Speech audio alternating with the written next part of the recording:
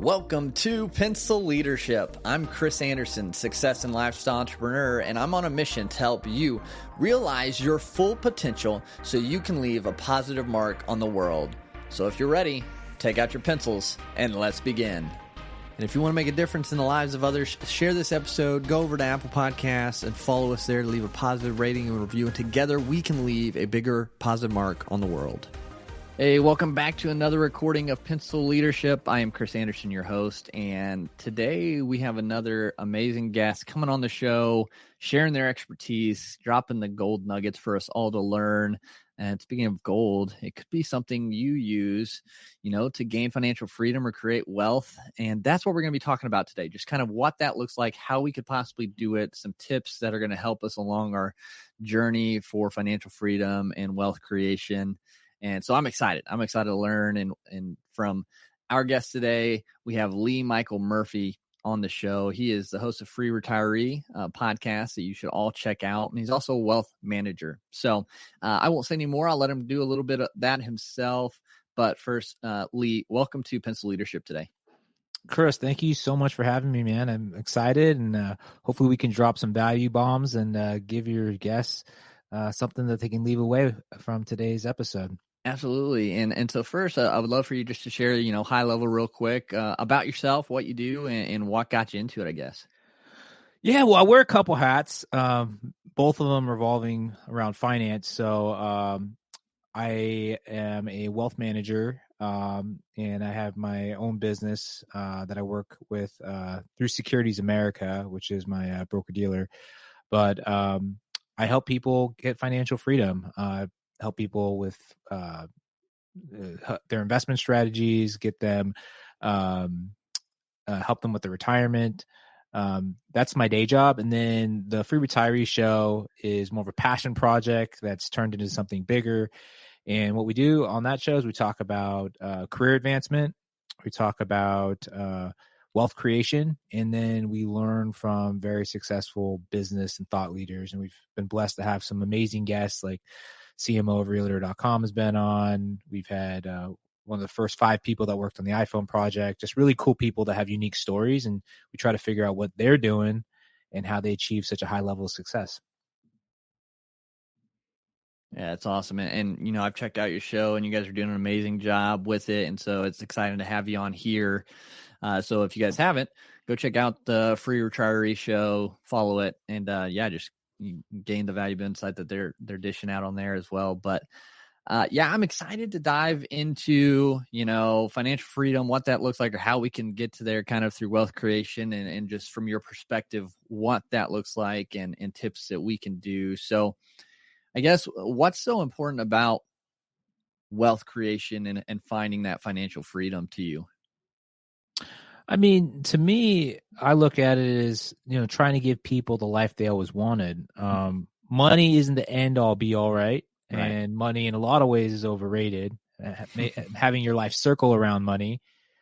But, the sad truth is when you have more money, you tend to have more opportunities. It makes life a lot easier, right? Right. And I got in this industry because I was like, man, I really want to be part of that, that thing that just gives people better financial opportunities. I want to be able to be the reason, that got their kids to college. I want to be the reason that helped them bridge the gap from their work, that let them, live a life where they could travel and, not have financial worry. So that's what I've wanted to do. That's been my mission. It's the mission with the business that I run on a day-to-day job, day-to-day. And then with the podcast, same thing. Yeah, that's awesome.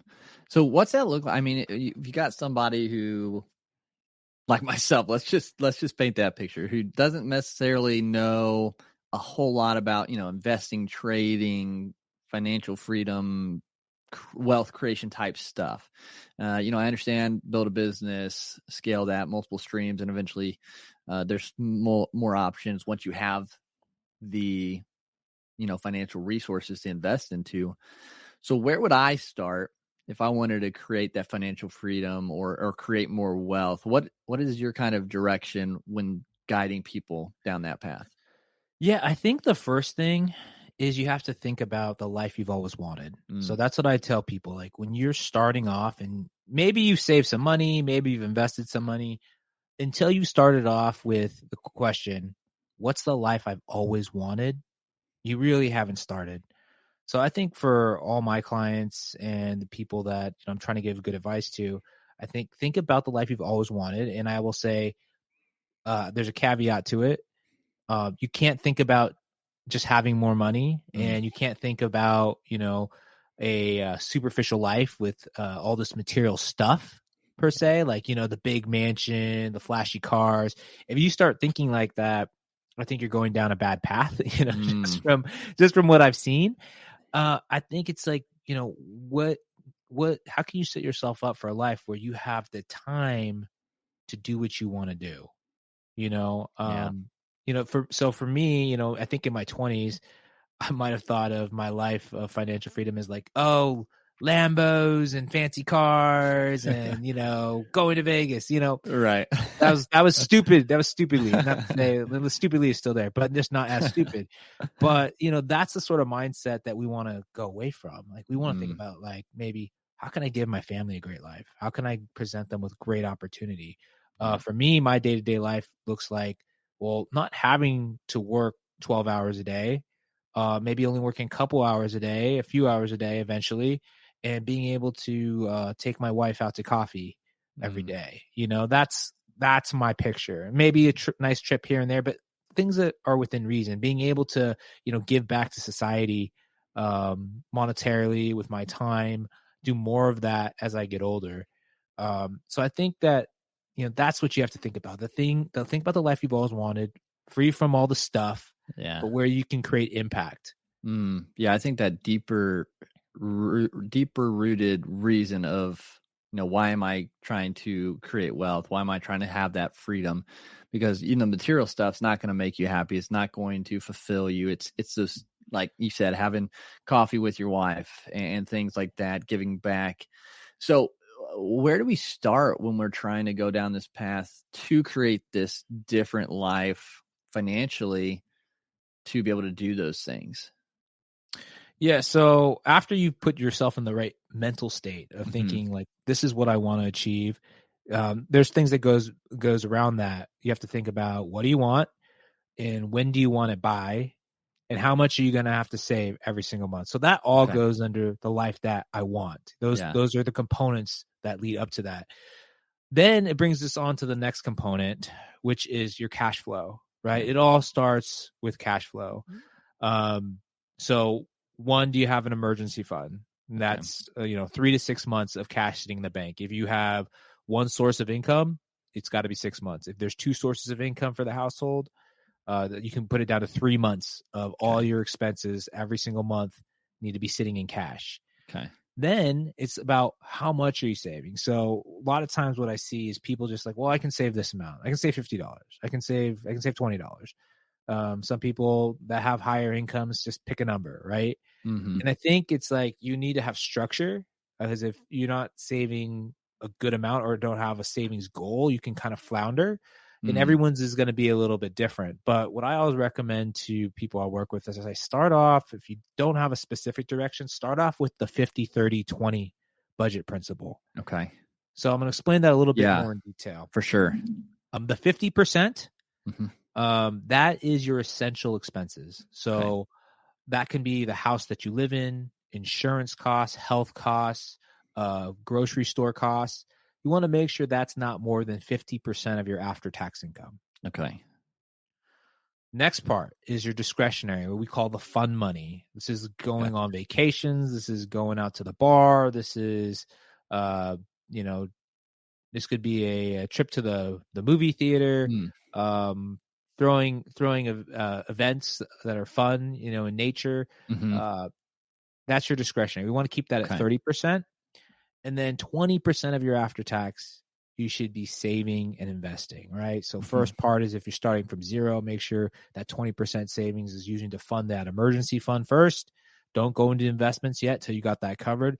And then we start investing. And that's how we move forward. If you're in retirement, I tell people, a 50, 45, 5 is like good. So 50% essential, 45% discretionary, which is the fun Mhm. money. It goes up because in retirement, theoretically, you've done well. You can spend a little bit more. You can do cool stuff. Yeah. And 5% is still towards that savings goal, just because things creep up on people in retirement that they're not expecting in terms of health, that sort of thing. So if you're in that coasting mode, I think that Mhm. 50, 45, 5 is good. But really it just comes to, reducing expenses, to meet this criteria, increasing your income if possible. And then, also eliminating debt, bad debt. Okay. So, Yeah. student loan debt is bad. Credit card debt is bad. If it's real estate debt, I look at it as it can be an asset. It depends, Yeah. how it's used in the overall picture, but definitely eliminate the bad debt. For sure. Yeah. I think, yeah, it just, you see more and more of that now. But with that bad debt, do you have a method that you direct people to? You hear the snowball method, the avalanche method, things like that. Do you believe in one over the other to get out of debt faster? Well, I'll say this. I think everyone's situation is different. Mhm. You definitely want to pick off one by one. I'm a believer of taking off the ones with the highest interest, Mhm. and taking that out first. There's been a lot of studies on this where people say like, well, actually, if you take it out from the small side, it works better. Like psychologically, it does, and so Right. that gives people a little bit more motivation. But still, if we look at the numbers, the best way to do it is, figure out that dollar amount you can save. So maybe you're starting from zero. What's 20% of that after-tax income that you're making from your job? Mhm. Put all of that towards the debt that's got the highest interest rate, and then kill that one and then go on to the next one. I think Okay. that's something that works. There's more advanced strategies for people that are just buried. Mhm. I can't get too much into that, but if you feel like you are buried alive by student debt, and unfortunately a lot of people are, Mhm. you can talk to a student debt lawyer. Okay. They can give you some unique strategies to get out of something where you feel like, man, I'm just never going to get out of this. Mhm. It's worth a conversation to someone that knows what they're doing in that space. Okay. Um, but yeah, for most of us though, I think it's feasible to just kind of suck it up Mhm. and, do exactly what we're talking about at the beginning, just saving 20%, taking out each of the debts one by one, with the highest interest rate. If you can, that 50, 30, 20, you're really serious, see if you can cut that discretionary in half. Yeah. So maybe it's only 15% fun money left over Okay. when you're really trying to get serious about it. Okay. No, that's great. With that though, and you mentioned, what if you felt buried, by student loans? Talk to that student loan lawyer. What if people feel buried with the credit card debt? And like, are people?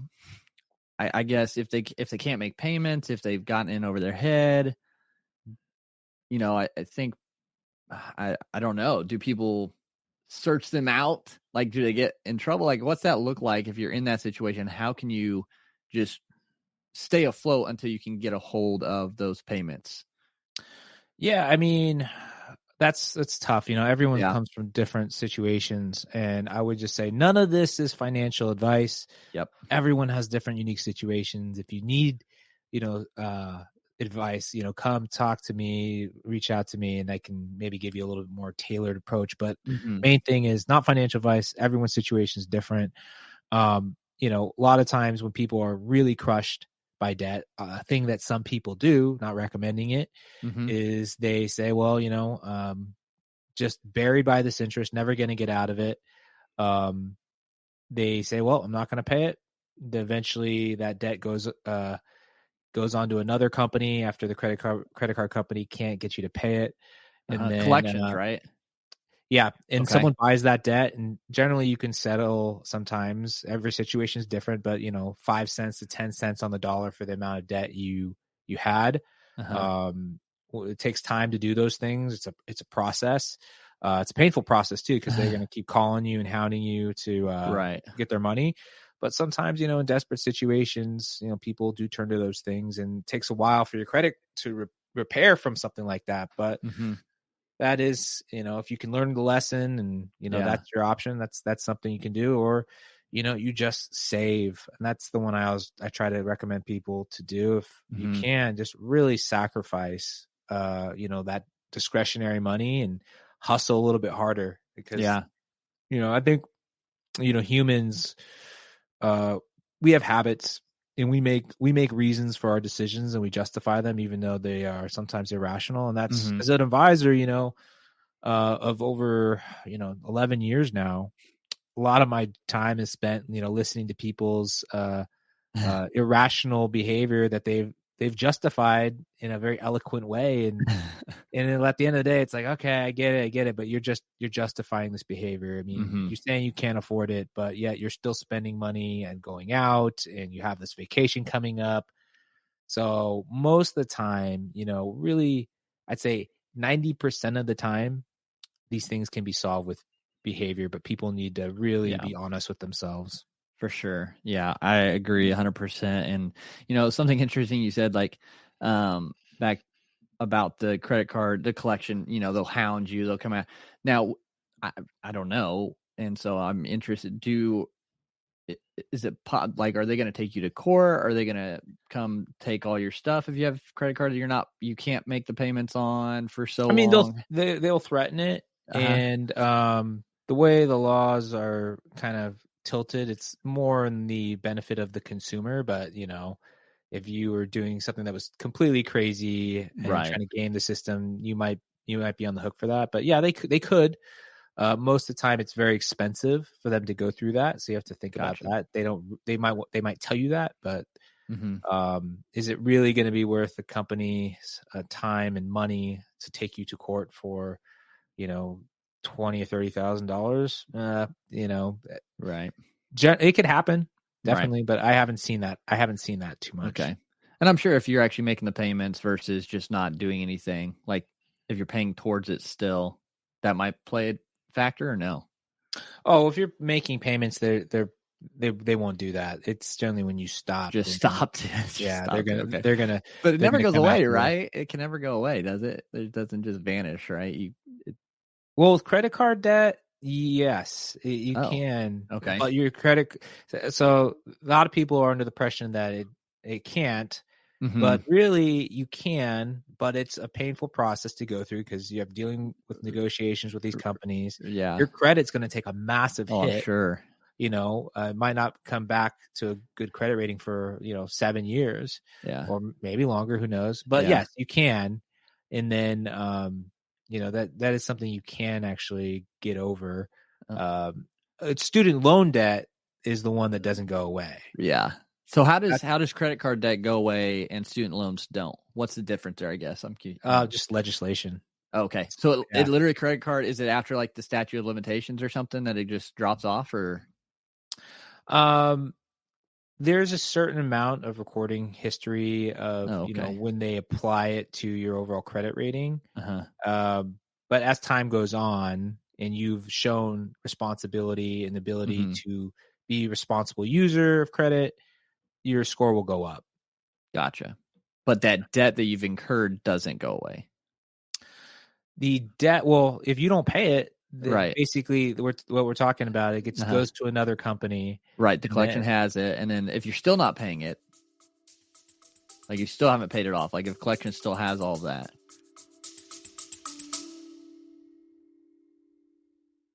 You love listening to podcasts, but have you ever thought about starting your own podcast? Maybe you want to build a brand, grow your business, or are looking for an excuse to talk about your favorite hobby. Whatever your reason for making a podcast, Buzzsprout is the place to start. Since 2009, Buzzsprout has helped over 300,000 people launch their own podcasts. Buzzsprout walks you step by step through the whole process and will give you powerful tools to start, grow, and monetize your podcast. Ready to get started? Click the link in the show notes to get our free step-by-step guide to starting your podcast today.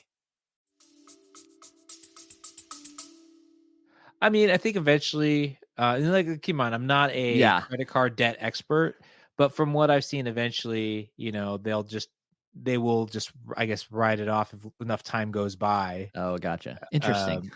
Yeah, but each company's probably got a different procedure, different way they look at it, but it's a crazy world. That's how it works. Okay. So don't recommend going down that rabbit hole, but Yeah. sometimes desperate times call for desperate measures, and always consult with a financial expert on this, Yeah. given your situation. For sure. No, I appreciate you kind of going down that rabbit hole a little bit, but Oh yeah, and then one last thing to yeah. cap off the rabbit hole. Oh A yeah. lot of times you see debt settlement or commercials, and what they're Mhm. doing is what they're going to ask people is like, well, how much money do you have? And they'll be like, well, I have $5,000. All right, give us all of it and we'll take care of your debt for you. And they just kind of do exactly what I told you right now. Yeah. And so they just came up on some money and they just basically tell you not to pay it. So hopefully I can Interesting. avoid people from, using those companies Yeah. that are just going to take as much money as they can from you. Yeah. Interesting. Wow. It's a dog eat dog world out there, I guess. But so if people are looking to, hustle, make some more, create more wealth, and I know you mentioned real estate earlier, is that in your eyes a better investment for your money, or personally, would you invest in real estate versus stocks, or? You know what? Part of what I've seen, in my job is I've got to work with hundreds of people Mhm. and got to see what's worked best. And I can tell you, there's not this one works better than that one. Right. I'm a firm believer that you got to have the different asset classes that work and have them work in tandem with each other. Okay. Um, so a lot of times, on the financial side, you'll see financial advisors that will be like, well, stocks, historically have outperformed real estate, blah, blah, blah, blah, blah. And then you see real estate people and like, I don't trust stocks because you just lose your money. And it's like, I got to hear both sides. Mhm. And then I've come to the conclusion that both really do work well.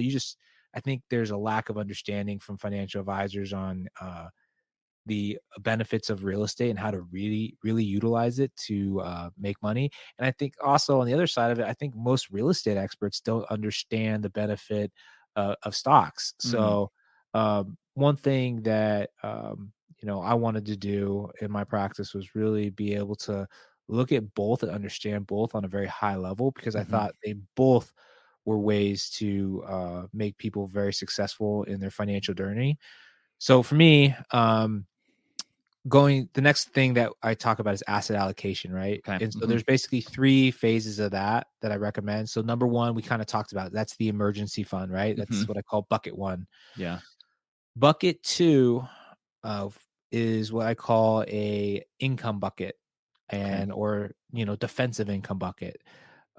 You start off that with maybe stocks and portfolio allocation that isn't crazy aggressive, but Mhm. it provides you stability that helps you with job loss. Also helps you steadily grow money, outpacing inflation.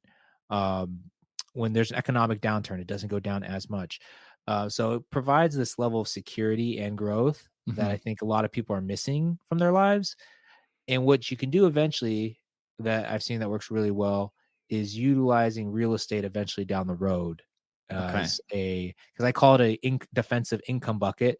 You can utilize real estate income to help replace your working income, Yeah. and that's gonna help you get to where you want to be quicker. The Right. third thing is the growth bucket, and that's more aggressive. Mm. And so I'm a big believer in how Warren Buffett invests money, Hmm. which is value investing. And we look at, the size of companies, we look at the profitability of these companies, and just the quality of companies. And that's a strategy that tends to work very well. So I think using all of those together is what gives really powerful results to people. That's awesome. Yeah, I think it's good to have a well-rounded approach on things, and kind of cover the basics. I mean, you think the people who, at least I look up to, have multiple streams of income. They have the dividends from stocks, they have real estate, doing passive income, they have their businesses, things of that nature. And I think it's getting more and more apparent that we need to have those type of things in our lives, with how the world's going and inflation and everything. I feel like you have to have your hands in more cookie jars type of thing to build a good portfolio. Absolutely. And I'll say this on the whole this debate of, what works better, real Hmm. estate, stocks. you know, people that think, oh, well, my primary income is the best investment ever. That is something that I've just never seen true. Yeah. Even in, great areas of real estate, like where I live, which is the San Francisco Bay Area, they're appreciated. But if you look how it's done to the markets, it's not done even close. And so there's a misconception there that a lot of people will say, like, my home is my best asset. I think it's like the equivalent of something better than a savings account, and it will outpace inflation, and there is some benefit there. But Mhm. really, when you look at what real estate does, it's about 3% on average per year. Now you might buy in an area that has something better than that, but really the national averages tell us you're looking at 3% growth rate per year, which isn't stellar. Right. Where real estate really is great is when you're doing investment real estate, and where you understand the power of taxation, you understand the power of depreciation, and leverage, to acquire properties, and know how to calculate the returns on these properties, engage potential investment properties to help build your wealth. And that's where, if I look at that, that is where, there's massive returns that you can get in real estate, and those probably outpace what you're going to get in the market. But then, a lot of real estate people will be like, oh yeah, why would you take the risk of the market and all this? There's more risk in real estate. The whole risk Right. to reward, you had to take on more risk to get more reward. That's always true. Even, Yeah. a real estate expert is going to tell you, like, oh, this is way safer. No, I've seen, dozens upon dozens of people that lost their homes from the 2008. I have met Mhm. dozens of people that didn't get paid on their real estate during COVID. Yeah. There, don't fool yourself and believe that you have less risk. I think you can make more. Oh, I know you can make more money on the real estate side, but the reason why I think things work well together is, say, on the growth bucket side, you have your stocks that are doing great, but they're going to go down during economic downturns. Right. Say your real estate side, where the income goes through an economic downturn, but you have, investments in stocks that are more safer, Mhm. a portfolio that's more defensive or conservative. That's going to play a big impact on, say, you go through a real estate downturn and you lose tenants or renters that can't pay your loan. That's where it comes and bails you out. So Yep. that's why I say to people that understanding these amazing asset tools and how they work and how they can work together is what's really powerful. But very, Yeah. very few people understand both. Just been my experience. Yeah, there's so, like, because I've looked into investing and trading and real estate, all of them more, and there's just so much information Yeah. out there and so much to learn. And Stay away from day trading. I'll say that yeah, as okay, as someone that has worked with a lot of people, knows a lot of the data that's out there on day trading. Day uh-huh, trading is a losing game. okay, There's all these trading systems that people tout, but when you look at how they've really performed, I haven't seen a trading system that actually worked out the way it was cracked up to be. So, that's one of the pitfalls of what mm, keeps people from understanding how to be a good investor is, day trading and day trading systems. It's like, yeah, good people that understand, wealth creation, like Warren Buffett, they understand you want to be an owner. mhm, So if you were like an owner of a company, would you like say like you were owning you want to make a bakery, mhm, right? And you said, well, I'm gonna start this bakery business on Monday, and then I'm gonna sell it on Friday. yeah, Like, would you really do that? Like, right, exactly, no. no, Like, yeah, that's why day trading doesn't make any sense. It's mm, like, you want to be an owner. So if you yeah, look at like the most successful investors, none of them day trade. yeah, Ones that are reputable, that actually you can back up their claims. mhm, They stay invested in these assets for many years before they get out of them. yeah, So day yeah. trading, don't subscribe to it. Haven't seen it work, and It's and definitely, I then feel like investing is a longer term game in anything, even real estate, yeah, to accumulate. So, and I took Warren Buffett's advice too on investing, and got into some longer term hold. So, I did learn that much at least to get started. So, but mhm. no, man, this has been a great conversation, Lee, and I appreciated everything you've just dropped here, and the insight and guidance on just taking steps towards financial freedom and wealth creation. And I mean, we could talk for hours on these topics, and go ahead. Yeah, I'll just give you the last part of Oh it. yeah, for We sure. went through 3 different areas that Uh-huh. were very important. The last thing, we kind of alluded to this before, but it's your mindset. Mm. Um all too often, you run across people that like, I can't do it because I'm not rich and blah blah blah blah blah. I have met so many people in doing this that did not make lots of money, made very modest levels of income to lower levels of income, that have been able to move forward because of their mindset and their ability to save. So, you know, going back to the beginning, think of the life that you've always wanted, free from material things. Make a plan, write it down, Mm-hmm. um, and, take action, right? It's Yeah. like so many people think about these things that we've talked about today, but have they really done them?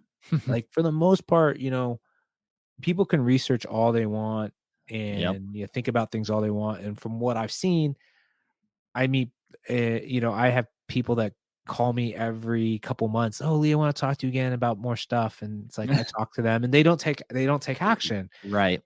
And that's human nature. And Yep. you have to. I think the really successful people, yes, they have the blueprint down, like what we talked about today, but they Mm-hmm. are willing to take action. Yep. So I think learn. It's always great to learn, but Mm-hmm.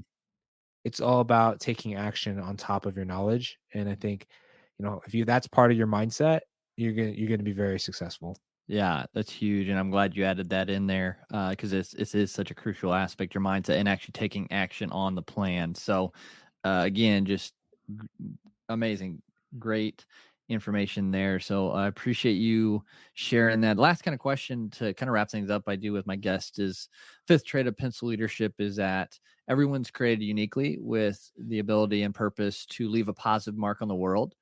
So when everything is said and done for you here, what do you hope your mark is? For me, it's gonna be measured by how many people I can help. Mm. It won't be measured by the dollar amount that I have in my bank accounts or the assets I have, which is contrary to what you would think from a financial person. But it's gonna be all about how many people I can help, like how many Yeah. people I can help in my job in terms of getting them to financial freedom, helping them avoid big mistakes that they do in their finances so they can have the best life possible. Um, and just being able to give back, on the personal side of things. I'm a really big advocate on volunteering your time to give back to those that are in need. Mm. And I think that is going to be the biggest measure of success. It's what I use, in my life now, as I look at, like, how many people can I have a positive impact on? Yeah. Um, the cool thing about it is life's just better that way. When Mm. you're trying to help other people, you're happier. Younger, the younger version of myself, it would have been all about, the wrong things, the money, all that stuff. But what's cool that I didn't realize is when you're trying to help other people, generally, you become very successful as well. I learned that from Yeah. my mentor of many years. Like, I just realized with working with him, like, people were constantly calling our office to asking for donations and asking for him to help Mhm. out in nonprofit activities. And he was a very happy guy, and he had tons of friends. And Yeah. it made me realize, like, it feels good to do that, but it just gives you a better life in Yeah, terms of relationships for sure. That's and a sense awesome, of man. fulfillment. Yeah, so cool. Yeah, so glad that you've been on here and you're definitely making a positive mark on the world with what you're doing. So I appreciate you being on here and sharing. Where can people connect with you? Where's the best place for them to go and see what you're doing? Yeah, well, we over the last year have made a big push to get on LinkedIn. So if you're on LinkedIn, search Lee Michael Murphy or The Free Retiree Show. Yep. That's a good place to connect with me. And also, if you go to thefreeretiree.com, that's my company website. You can check that out. That's actually now going to be the podcasting website. Cool. Um, and then my company website is it's under construction right now, so don't I go got there. yeah. But those are some good places. And if you Yeah. guys got to drive, like you can find our podcast on Spotify, Pandora, Apple Podcast, Google Podcast, pretty much every major outlet. Cool. Awesome. Well, yeah, everyone, make sure you get connected with them. Check out the podcast, Free Retiree Show, and yeah, just listen and take away what they're guiding you through. So again, appreciate you being on the show today, and yeah, it was a great time. Very, very much so. Thank you so much, man. Really appreciate it. And thanks so much for tuning into this episode today. If you found value at all from this episode, please leave a rating and review on Apple Podcasts. It just helps us get this show, these messages out in front of more people. And don't forget to share this with someone who you think could benefit from listening to as well. Now let's go out and be pencil leaders.